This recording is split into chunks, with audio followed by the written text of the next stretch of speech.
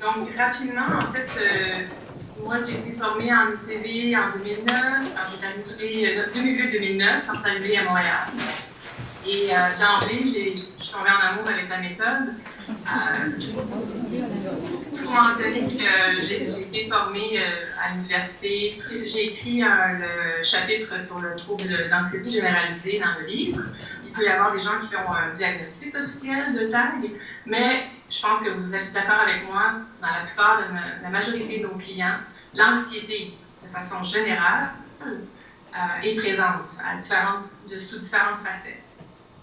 Donc, mais dans le cas qui nous préoccupe le plus, c'est lorsque cette anxiété-là, elle se manifeste d'une façon aléatoire, ou donc la scène sur laquelle l'anxiété se manifeste change continuellement. Et c'est comme si, bon, j'ai peur des avions, j'ai peur qu'il y ait une catastrophe qui se produise, j'ai peur aussi qu'un voleur rentre chez moi, j'ai peur de tout finalement. Et donc, il y a cette espèce d'aspect innommable. Simplement, très brièvement, on parle des symptômes observés au niveau de ce trouble d'anxiété généralisée. Au niveau général, au niveau des symptômes, agitation, l'impression d'être survolté, le fait d'être fatigué facilement, d'être irrité, bon, etc. Vous avez la liste de tous ces symptômes-là. Mais surtout, bon, les aspects somatiques aussi qui vont se manifester. Au niveau du corps, bouche sèche, mains froides, transpiration, nausées, tremblements. Je veux simplement vous rappeler jusqu'à quel point le système nerveux autonome est vraiment sollicité. On est vraiment dans le corps, à un niveau très primitif, si je peux dire. Et même simplement en construisant cette liste de souvenirs, je me rendais compte que tout était un sujet à anxiété, finalement, pour elle. Mais ce qui m'a d'autant plus interpellée, c'est que là, lorsqu'on travaillait, puis qu'elle pouvait se détendre, les sensations de détente lui faisaient peur.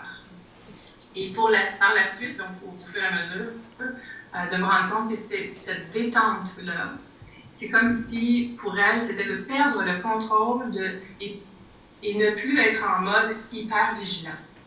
Comme si tout son système était constamment dans cette hyper-vigilance pour réussir à fonctionner.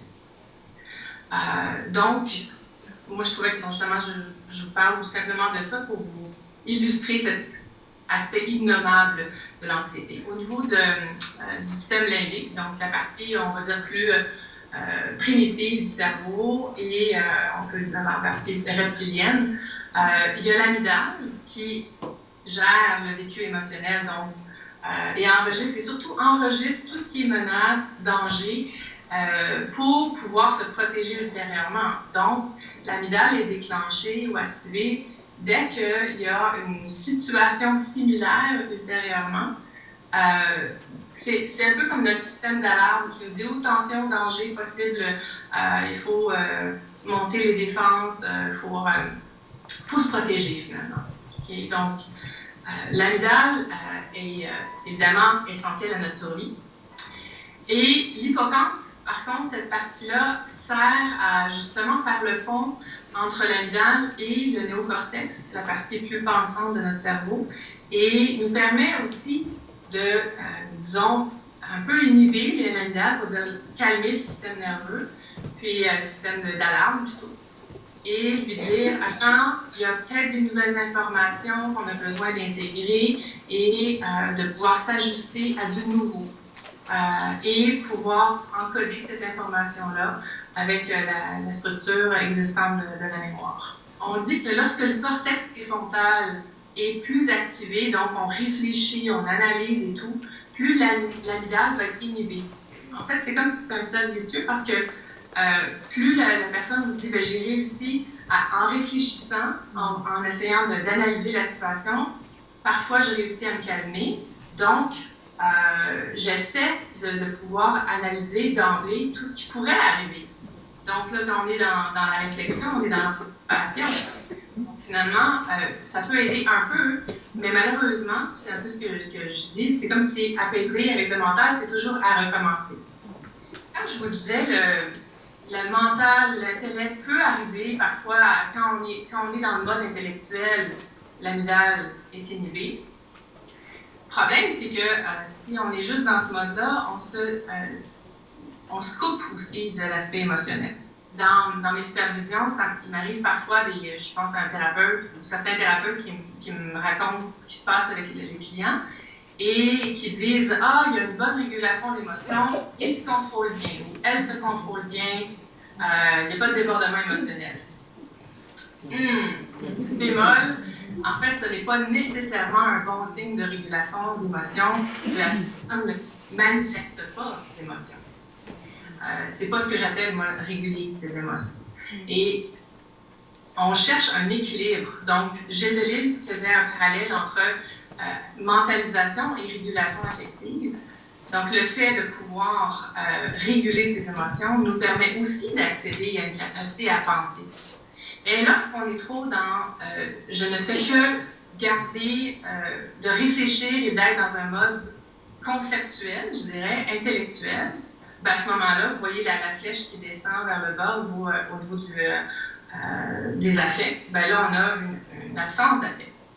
À l'inverse, évidemment, lorsqu'on a un haut taux le monde émotionnel est très activé, donc l'affect est intense et dysrégulé, bien évidemment, alors on n'a pas non plus la capacité de penser.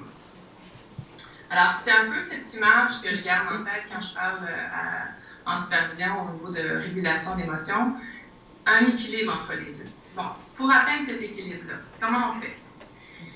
Apaiser la peur. J'aimais beaucoup dans la façon dont Louis Cozzolino présentait le principe qu'on a des tendances naturelles vers la peur. Malheureusement, ou heureusement en fait, dès notre naissance, l'amygdale, elle est prête à fonctionner au niveau du système limbique. Et elle est même en plein développement, comme on dit, à 8 mois de gestation. Et là, ce qui se passe, c'est qu'en étant fonctionnelle, et elle enregistre tout ce qui est stimulé de peur, de menaces, de danger. Il n'y a pas, par contre, l'hippocampe qui peut inhiber ou aider à calmer l'amygdale. Et donc, à ce moment-là, on peut dire, c'est comme si le nouveau-né est carrément à la merci de la peur. Et c'est pour ça que ce petit bébé, ce nouveau-né-là, a d'autant plus besoin d'un cortex auxiliaire plus mature du côté de son parent. Je dis cortex, c'est comme si c'est justement la capacité à penser, mais aussi à contenir du parent pour que le nouveau-né, le nourrisson, puisse se calmer son amygdale. Par contre, évidemment, selon la capacité du parent à contenir ou non la peur de son bébé, il va avoir donc un développement du cerveau qui va s'imprégner, comme une empreinte finalement, qui va s'imprégner comme un transfert. Peggy Bates parlait d'un download, donc un transfert comme dans un ordinateur, direct entre l'état interne du parent face à la peur envers son petit bébé.